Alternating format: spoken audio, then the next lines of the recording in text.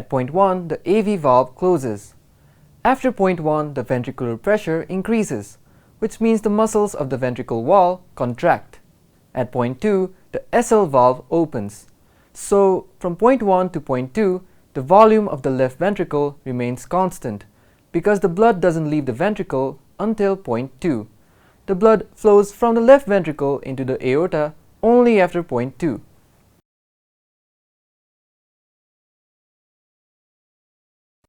That's it. Now, let's learn how the heartbeat is controlled. Do you remember the heart muscle I told you about earlier? Yes, the cardiac muscle. You said their features are very important. Indeed, the cardiac muscles are myogenic. Myogenic?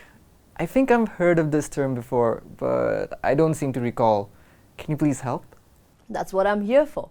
It means the heart can naturally contract and relax. It doesn't need to receive impulses from the brain for contraction and relaxation.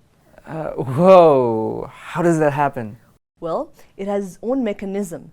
This mechanism controls the heartbeat by creating the cycles called cardiac cycles. That's so cool! Can you please explain more? Definitely. The cardiac cycle is initiated in a specialized patch of muscle in the right atrium wall called the sinoatrial node. It is often called the SAN in short, or pacemaker. The muscle cells of the SAN generate the impulse and set the rhythm for all the other cardiac muscle cells. Its rate can be adjusted by the nerves connecting it with the brain.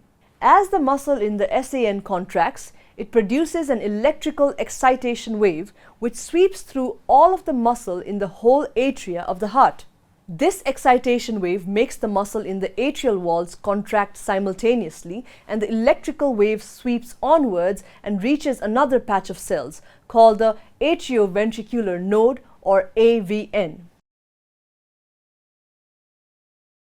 The AVN situated in the septum is the only route through which the excitation wave is conducted from the atria to the ventricles. This is because a band of fibers is present between the atria and the ventricles, which does not transmit electrical impulses to the ventricle walls. So, since the AVN is the only route through, the conduction of impulse is delayed for almost 0.1 seconds before it actually travels down to the ventricles. From the AVN, the excitation wave moves down swiftly through the septum of the heart, along the fibers known as Purkinje tissues. Once the excitation wave arrives at the base of the septum, it spreads outwards and upwards through the ventricle walls. These waves in ventricles cause the cardiac muscle in ventricle walls to contract from the bottom towards the top, squeezing the blood upwards and into the arteries. The ventricles then relax. Then the muscle in the SAN contracts again, and the whole cycle repeats. Want to learn more? We have additional learning resources to offer for Cambridge IGCSE and AS level subjects. Register now for free.